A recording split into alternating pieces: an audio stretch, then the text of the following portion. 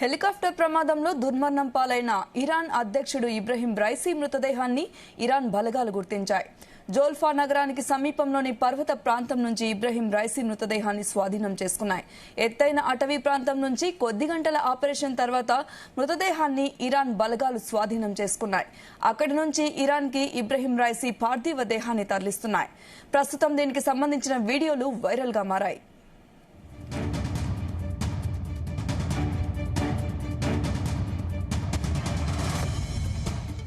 నిన్న రాత్రి జరిగిన హెలికాప్టర్ ప్రమాదంలో ఇబ్రహీం రైసీ కన్నుమూశారు.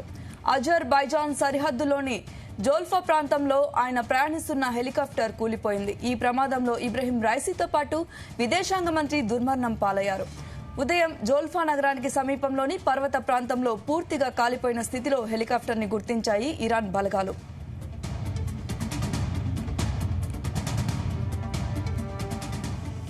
ఇక ఇదే అంశంపై మరిన్ని వివరాలు మా ప్రతినిధి శ్రీచరణ్ అందిస్తారు. శ్రీచరణ్.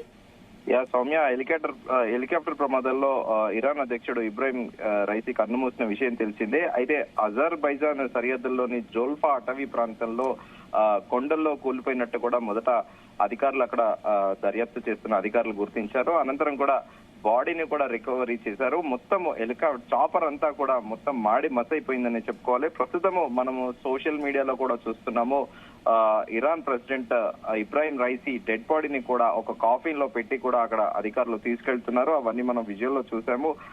అయితే ఆకస్మికంగా ఇబ్రహీం రైసీ మరణం కూడా ఇప్పుడు ప్రపంచవ్యాప్తంగా సంచలనంగా మారింది. ఎందుకంటే ప్రతికూల వాతావరణంతో హెలికాప్టర్ కూడా ప్రస్తుతము ఇరాన్ అధికారులు తెలుపుతున్నప్పటికీ ముందే కూడా దాన్ని అంచనా వేయలేకపోయారా అధికారులు అనేది కూడా ఒక చర్చ నడుస్తోంది. ఇక జోల్వా ప్రాంతం అంతా కూడా జియోగ్రఫికల్ గా అదంతా మౌంటైన్ అంటే కొండల ప్రాంతంగా కూడా ఉంది. అక్కడి నుంచి అజర్బైజాన్ బార్డర్ లోకి వెళ్లి అక్కడ ఒక రివర్ ఇన్స్పెక్షన్ కి వెళ్లిన నేపథ్యంలో అక్కడ నుంచి మళ్లీ తిరిగి వస్తుండగా అకాలంగా భారీ వర్షంతో పాటు ఈదురుగాలులు వీయడంతో ఒక్కసారిగా కూడా హెలికాప్టర్ చాపర్ కూలినట్టు కూడా తెలుస్తోంది. రైసీతో పాటు ఇరాన్ విదేశాంగ మంత్రి కూడా ఉన్నారు, దాంతో పాటు అధికారులు కూడా ఉన్నారు. అజర్బైజాన్ గవర్నర్ కూడా ఈ ప్రోగ్రామ్ లో పాల్గొన్నారు. అయితే దాదాపు 14 నుంచి 16 గంటల మొత్తం సర్చ్ ఆపరేషన్ తర్వాత రైసీ మృతదేహాన్ని అధికారులు కనుగొన్నారు. సో ప్రస్తుతం అయితే తిరిగి ఇరాన్ కి అక్కడికి రాజధానికి తీసుకొని వెళ్తున్నారు. మరి చూడాలి, ప్రస్తుతం దీని మీదనైతే ఇన్వెస్టిగేషన్ జరుగుతోంది. ఇరాన్ ఏజెన్సీలు ఇన్వెస్టిగేషన్ జరుపుతున్నాయి. ఎలా యాక్సిడెంటల్ గా జరిగిందా లేకపోతే ఏమైనా ఎవరి ప్రమేయం ఉందా అనేది కూడా ప్రస్తుతము అధికారులు అంచనా వేస్తున్నారు. పూర్తి స్థాయి దర్యాప్తు జరిగాక కూడా ఒక అధికారిక ప్రకటన వెలువడే అవకాశం కూడా ఉందని కూడా ఇరాన్ వర్గీయులు అంటున్నారు. Soumya. Okay, thank you Sricharan.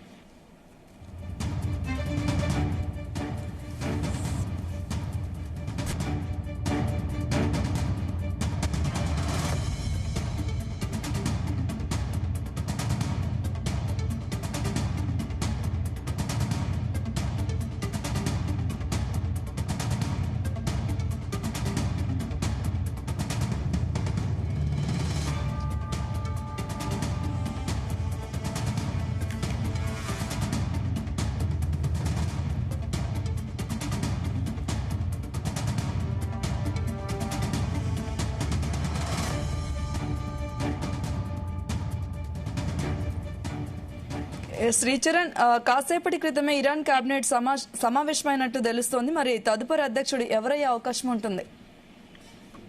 ప్రస్తుతానికి అయితే అధ్యక్షుడిగా ఇంకా కేబినెట్ సమావేశమే అవుతోంది. దాని మీద ఇంకా పూర్తి స్థాయిలో కసరత్తు చేస్తున్నారు ఎవరిని అధ్యక్షుడిగా ఎన్నుకోవాలని. ప్రస్తుతానికి ఒక యువ నాయకుడిని ఎన్నుకునే ఆలోచనలో కూడా కేబినెట్ ఉన్నట్టు సమాచారము.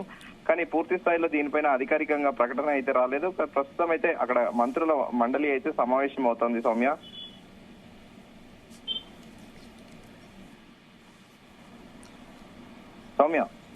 Okay, thank you Sricharan.